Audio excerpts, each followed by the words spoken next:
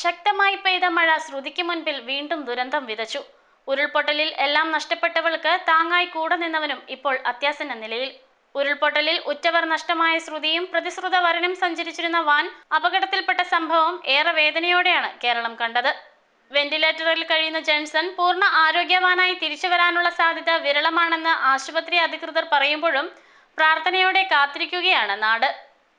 കനത്ത മഴയുള്ള സമയമാണ് അപകടമുണ്ടായത്.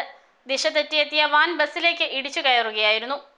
ഇന്നലെ വൈകുന്നേരം ഏകദേശം 6 മണിയോടെ ആശുപത്രിയിൽ എത്തിച്ച ജെൻസന് അപകടത്തിന്റെ ആഘാതത്തിൽ ഒന്ന് ചുമയ്ക്കാൻ മാത്രമേ കഴിയുന്നുണ്ടായിരുന്നുള്ളൂ. ബാക്കി എല്ലാ തുടിപ്പുകളും അപകടകരമായ നിലയിലായിരുന്നു. മൂക്കിൽ നിന്ന് അനിയന്ത്രിതമായ രക്തസ്രാവവും കൂടാതെ തലയോടിനകത്തും പുറത്തും രക്തസ്രാവവും ഉണ്ടായിരുന്നു. ഡോക്ടർമാർ വളരെയധികം പരിശ്രമിച്ചിട്ടും രക്തസ്രാവം നിയന്ത്രിക്കാൻ കഴിഞ്ഞിരുന്നില്ല.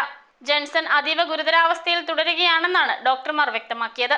അതേസമയം ഇപ്പോഴത്തെ സാഹചര്യത്തിൽ കൂടുതലൊന്നും ചെയ്യാനില്ലെന്നും ജീവൻ നിലനിർത്താൻ ആവശ്യമായ എല്ലാ ഉപകരണ സഹായവും നൽകുന്നുണ്ടെന്നും ഡോക്ടർമാർ വ്യക്തമാക്കുമ്പോൾ തിരികെ ജീവിതത്തിലേക്ക് പ്രതീക്ഷയുടെ കൈപിടിച്ചു കയറ്റിയ പ്രിയപ്പെട്ടവനായി കാത്തിരിക്കുകയാണ് ശ്രുതി.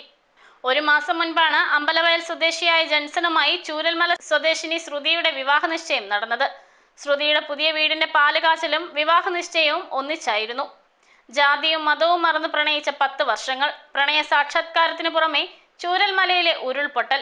2024 ജൂലൈ 30 പുലർച്ചെ വയനാടിനെ പകുതിയോടെ വിഴുങ്ങി കേരളത്തെ നടുക്കിയ ആ ദുരന്തത്തിൽ ശ്രുതി എന്ന 23-കാരിക്ക് അച്ഛനെയും അമ്മയെയും അനിയത്തിയെയും സ്വന്തം വീടും നഷ്ടപ്പെട്ടു.